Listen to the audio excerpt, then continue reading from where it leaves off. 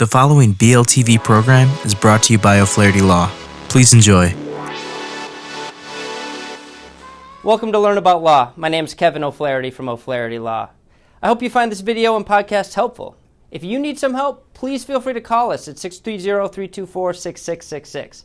We offer free consultations in many areas of law, and we have several geographic locations for your convenience. We serve all of Illinois, and we're also happy to meet with you and provide most legal services virtually without requiring you to leave your home. Enjoy the video. Hi everyone, this is Robin with Learn About Law, and in this video I'm going to discuss Illinois drug possession laws. Although recent changes in the law have made recreational marijuana legal in Illinois, there are still many other controlled dangerous substances, CDS, that are illegal and come with hefty fines and jail time. The Illinois Controlled Substances Act criminalizes the manufacture, possession, and delivery of controlled substances, counterfeit substances, and analog substances. Analogs are substances that have a chemical makeup and effects similar to those found in Schedule 1 or 2 of the Act. How does Illinois classify different controlled substances? Illinois uses a scaled system that splits the different controlled dangerous substances into 5 schedules based on their potential for abuse and whether they are approved for medical use.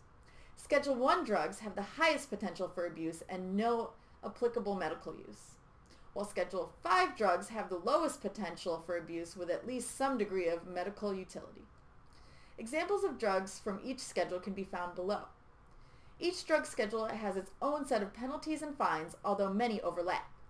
To understand what charges you may face, you can look at the indictment document to determine what schedule a drug falls under.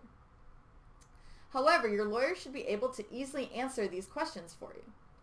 What constitutes a drug possession charge in Illinois?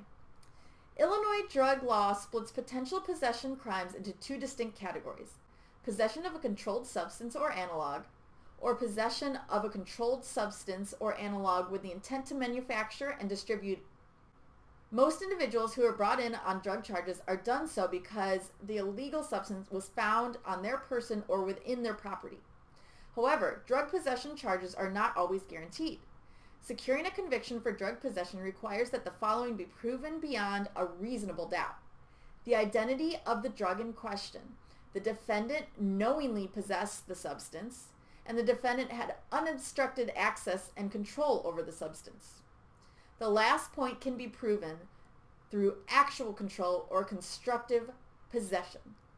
Constructive possession is the idea that even though the substance may not be on you at the time of the arrest or within your immediate reach, if you are in possession of a key or have access to an area that holds the substance in question, you can be charged with possession.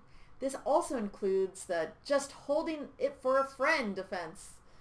If the defendant can prove that he or she is given the drug by another person but has no intent to use or distribute the drug and was supposed to return the drug to the original owner, possession charges may not be applicable. Thanks for watching. To learn more about Illinois drug possession charges, check out our article linked below. Be sure to leave any questions you have in the comments and subscribe for more legal content daily. Hello again, this is Kevin O'Flaherty from O'Flaherty Law.